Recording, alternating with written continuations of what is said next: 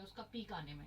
अगर किसी को डिमेंशिया या अल्जाइमर के अर्ली सिम्टम्स हैं, साइंस हैं, उसने मान लीजिए डॉक्टर से कंसल्ट कर लिया, ट्रीटमेंट लेना भी शुरू कर दिया, तो वो कितने सालों की जर्नी होती है जब तक वो इंसान आराम से अपनी एक नॉर्मल लाइफस्टाइल जी सकता है?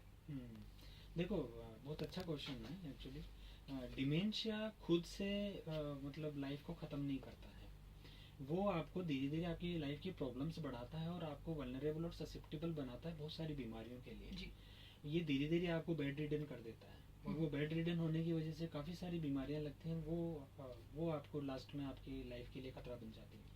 तो जितना जल्दी इसमें, जितना अर्ली हम डायग्नोसिस करते हैं और जितना आसानी से और जितना अच्छे तरीके से हम हमारी मेडिकल जितनी भी प्रॉब्लम्स हैं उनको मैनेज कर पा रहे हैं, कोलेस्ट्रॉल, बीपी, शुगर, थायराइड, और जितना अच्छा हम हमारे लाइफ स्टाइल को कर पा रहे हैं, जैसे आपने regular sleep cycle, food habit और रेगुलर सोशल इंटरेक्शन, नई नई चीज़ें सीखना, रीडिंग करते रहना, तो ये सारी चीज़ें इस बीमारी को काफ़ी हद तक कंट्रोल करके रखती हैं।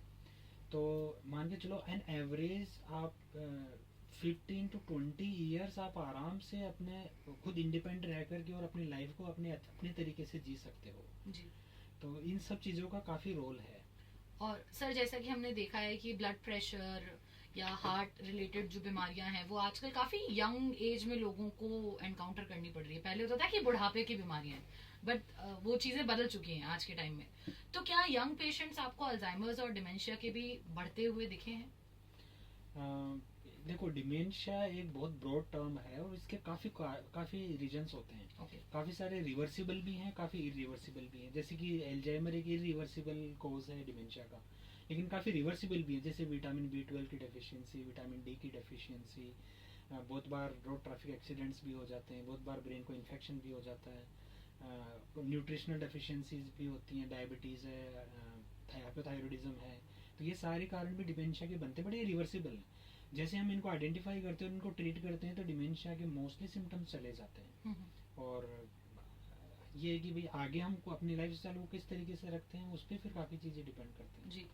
तो एक जो जेनेटिकली किसी को अगर अल्जाइमर्स है तो वो चीज यंग एज में भी पेशेंट्स उतने नहीं है जैसे कि हम हार्ट या डायबिटीज या ब्लड प्रेशर में देख रहे हैं as compared to those diseases. हाँ, एल्जाइमर में बेसिकली जेनेटिक का काफ़ी रिस्क रहता है। तो अगर किसी की फैमिली हिस्ट्री है तो आप मान के चलो अराउंड 40 ईयर्स के आसपास भी डिमेंशिया के, एल्जाइमर के सिम्टम्स चालू हो सकते हैं। स्पेशली अगर हमने हमारी लाइफ को अच्छे से नहीं जिया या काफ़ी मेडिकल प्रॉब्लम्स रही, काफ़ी स्ट्रेसफुल पीरियड रहा, डिप्रेशन रहा, और क्योंकि आजकल बहुत ज़्यादा मोबाइल फ़ोन और स्क्रीन टाइम बहुत ज़्यादा बढ़ने लग गया है, उसकी वजह से काफ़ी स्लीप डिस्टर्बेंसेस रहते हैं, लाइफ काफ़ी स्ट्रेसफुल हो गई है, काफ़ी कम्पिटिटिव इन्वायरमेंट आ गया है सोसाइटी में।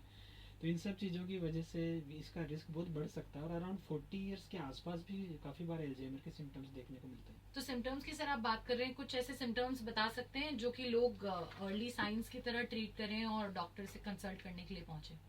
एल्जाइमर में specially short term memory loss होना पहले शुरू होता है। तो इसमें जो मेमोरी लॉस होता है वो रिट्रोग्रेड फेज में होता है, कि पहले आप शॉर्ट टर्म मतलब कोई सामान मिसप्लेस करोगे, आप रख दोगे, फिर भूल जाओगे, और धीरे धीरे ये जो मेमोरी लॉस है वो लॉन्ग टर्म की तरफ जाता रहता है। तो इसमें भी आप मान के चलो कम से कम 3 से 4 साल लगते हैं। तो जैसे ही आपको लगे कि मैं बहुत फ्रिक्वेंटली भूल रहा हूँ या भूल रही हूँ, जिसकी वजह से मुझे काफ़ी इशू प्रॉब्लम्स हो रही हैं, अपना प्रोफेशन में प्रॉब्लम्स हो रही हैं, सोसाइटी में प्रॉब्लम्स हो रही हैं, मेरे को जीने मतलब पर्सनल लाइफ में प्रॉब्लम्स हो रही हैं, तो डेफिनेटली हमको इसके लिए कंसल्ट करना चाहिए, ऑलराइट सर, थैंक यू। करवाना चाहिए। आपने थोड़ी सी इन्फॉर्मेशन देनी थी पर हमने बहुत कुछ आपसे जानने की आज